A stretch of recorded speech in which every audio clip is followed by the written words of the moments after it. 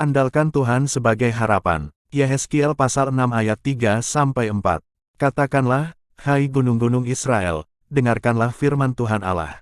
Beginilah firman Tuhan Allah kepada gunung-gunung, dan bukit-bukit, kepada alur-alur sungai, dan lembah-lembah, sungguh, aku akan mendatangkan perang atasmu, dan aku akan membinasakan bukit-bukit pengorbananmu.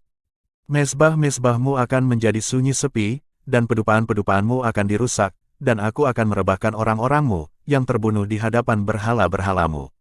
Dosa utama Israel terhadap Tuhan ialah penyembahan berhala. Berkali-kali mereka dengan angkuh, menolak kebaikan Tuhan, serta mempersembahkan ibadah, dan kesetiaan mereka kepada dewa-dewa lain.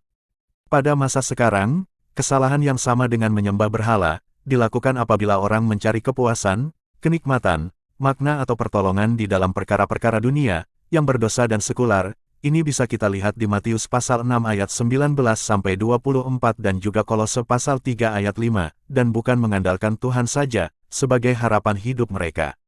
Sifat penyembahan berhala, kita tidak dapat memahami daya tarik penyembahan berhala, kecuali kita memahami sifat dasarnya. Alkitab menerangkan bahwa berhala itu sendiri, pada hakikat bukan apa-apa. Silahkan baca di Yeremia pasal 2 ayat 11, dan pasal 16 ayat 20.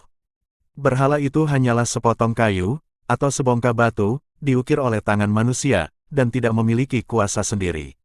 Akan tetapi, di balik semua berhala, terdapat setan-setan, makhluk rohani yang dikuasai oleh iblis. Baik Musa, ada di Ulangan pasal 32 ayat 17, maupun pemazmur yang ada di Mazmur pasal 106 ayat 36-37, menyamakan ilah-ilah palsu dengan setan-setan.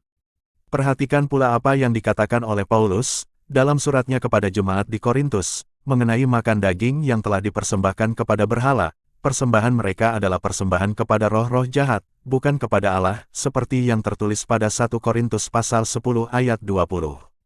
Dengan kata lain, kekuatan di balik penyembahan berhala, adalah kekuatan, dan perbuatan roh-roh jahat, dan roh-roh jahat ini memang besar kuasanya di bumi ini. Tentu saja orang Kristen tahu bahwa kuasa Yesus Kristus lebih besar daripada kuasa roh-roh jahat ini. Sekalipun demikian, iblis selaku ilah zaman ini, tertulis di 2 Korintus pasal 4 ayat 4, masih menjalankan kuasa yang cukup besar pada masa jahat ini. Ini juga tertulis di 1 Yohanes pasal 5 ayat 19, dan Lukas pasal 13 ayat 16, lalu Galatia pasal 1 ayat 4, kemudian Efesus pasal 6 ayat 12, dan terakhir Ibrani pasal 2 ayat 14. Ia memiliki kuasa untuk mengadakan bermacam mukjizat, tanda, dan perbuatan ajaib palsu, 2 Tesalonika pasal 2 ayat 9, dan Wahyu pasal 13 ayat 2-8, dan 13, lalu pasal 16 ayat 13-14, juga pasal 19 ayat 20, dan memberikan keuntungan jasmaniah dan material kepada manusia. Tidak dapat disangkal, kuasa ini kadang-kadang memperbesar kemakmuran orang fasik, tertulis di Mazmur pasal 10 ayat 2-6, pasal 37 ayat 16, dan 35, pasal 49 ayat 7, dan pasal 73 ayat 3-12.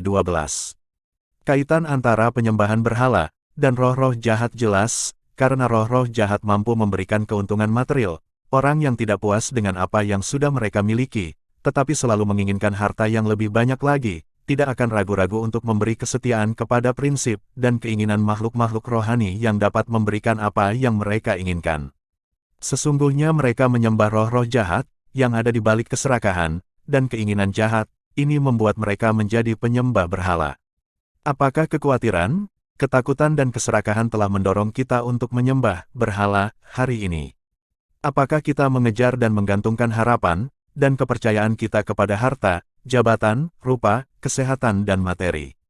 Marilah kita mengandalkan Tuhan saja sebagai harapan hidup kita.